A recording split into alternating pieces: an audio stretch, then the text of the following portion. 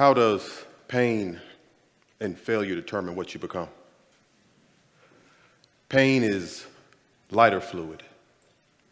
It is a fuel that can ignite fire.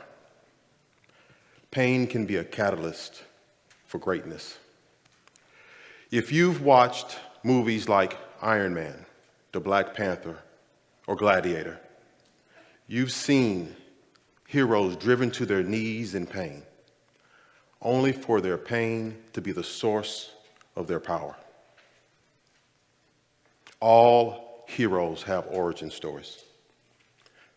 Whether it's a little boy that helplessly watches as his parents are robbed and murdered and becomes Batman, a little girl that watches her home set on fire and loses everything to become Wonder Woman, or someone or something that you know personally, someone that you know that suffered and turned suffering into success. I know a man named Unseen. He watched as his mother was raped at the age of 7. The rapist opened a window, stepped over him, and took his mother. His mother didn't scream or cry out because she didn't want the rapist to know that he was in the room, and she sought to protect him. He watched the entire thing. Unseen has dedicated his entire adult life to trauma reversal, undoubtedly to heal others, and undoubtedly to help heal himself. What is your origin story? Many of you have successes and accolades. The desire to learn is the desire to be successful. The fact that you're watching a TED Talk speaks to that desire. It also speaks to you having a winning mindset. But where was it birthed? Where does that drive to learn and be successful come from? What unseen pain motivates you to take action? Who or what didn't love you? Who betrayed you, rejected, or abused you?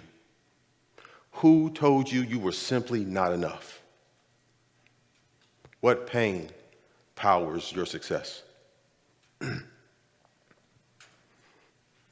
Before the first grade, my parents divorced. My father became a single parent for the next 6 years. He was a very strong and capable man, yet he fell victim to the addictions of drugs, alcohol, and women. These addictions and these vices stole his greatness and attempted to suffocate mine. At a very early age, I was isolated and left alone for long periods of time.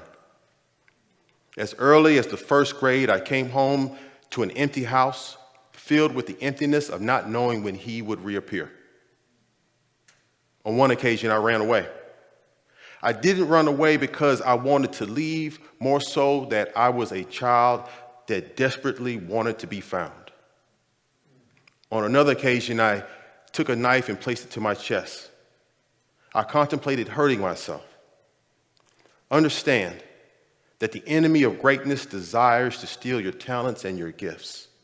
Its desire is to take those and deposit them into the wealthiest place in the universe, a graveyard, the resting place for all unmet potential. As a child, I went to the Boys and Girls Club. I found myself sitting in the game room. The game room represented fun for a child. There was video games, pool tables, table soccer, ping pong, air hockey. But there was no fun as I sat there after the club had closed, listening to the hushed tones of adults whispering, "His father forgot about him again. What are we going to do?" I was taken to a Child Protective Service facility. We moved to Stone Mountain, Georgia. It was here we were going to have a brand new start. It was here that I was spat on and called nigger. Understand that my origin story and your origin stories will be filled with pain, roadblocks, and impasses. There will be notes of survivability, and ultimately determination of how it concludes is decided upon us. I met Jonathan in Stone Mountain. Jonathan was the only other black child in my class. One day, as Jonathan and I spoke, he said, "Why do you get mad when they call us nigger? We are niggers."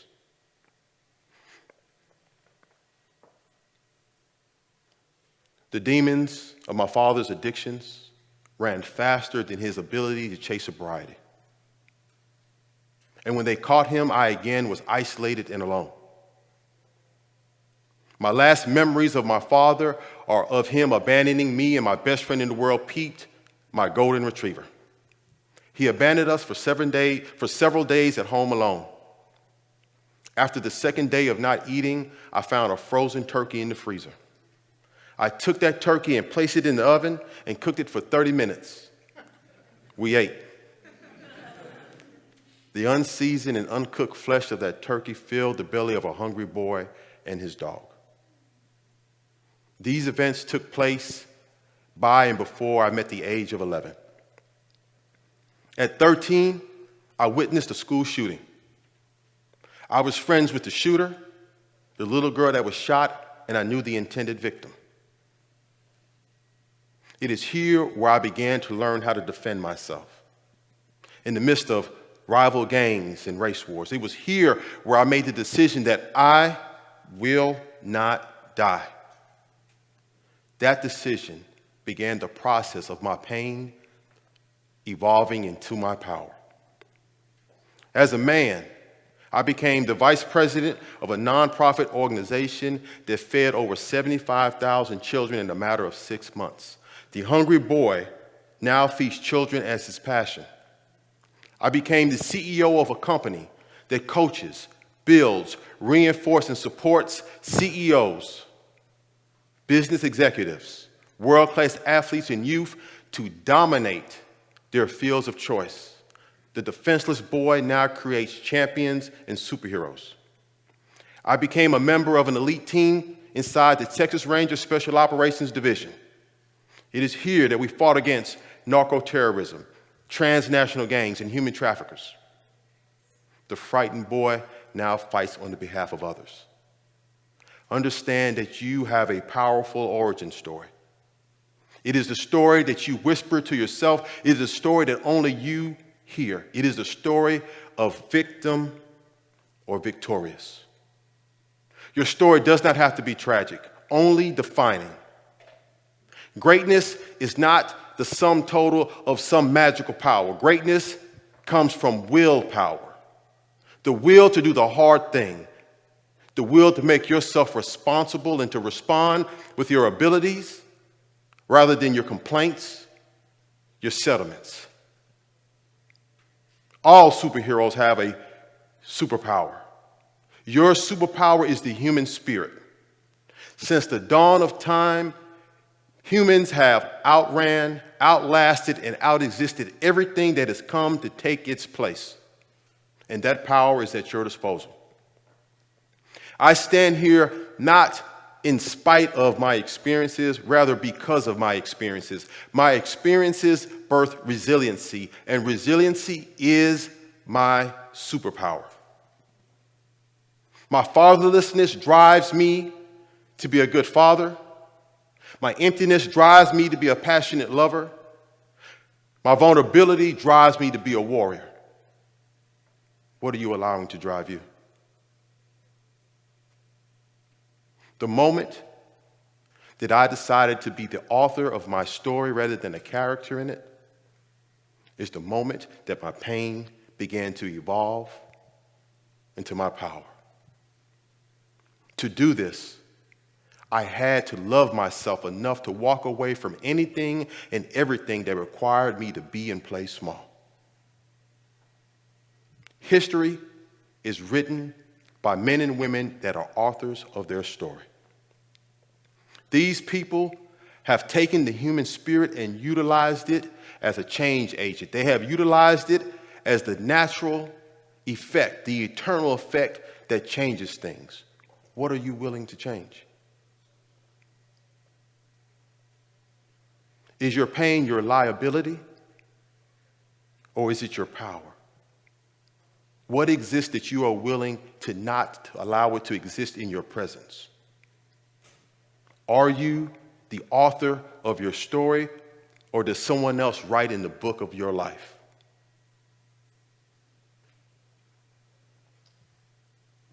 These questions will determine your capacity to lead as well as your capacity to be productive.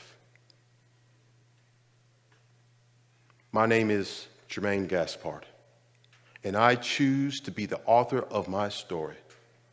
Please understand that I and all of humanity await you to be the author of yours. Thank you.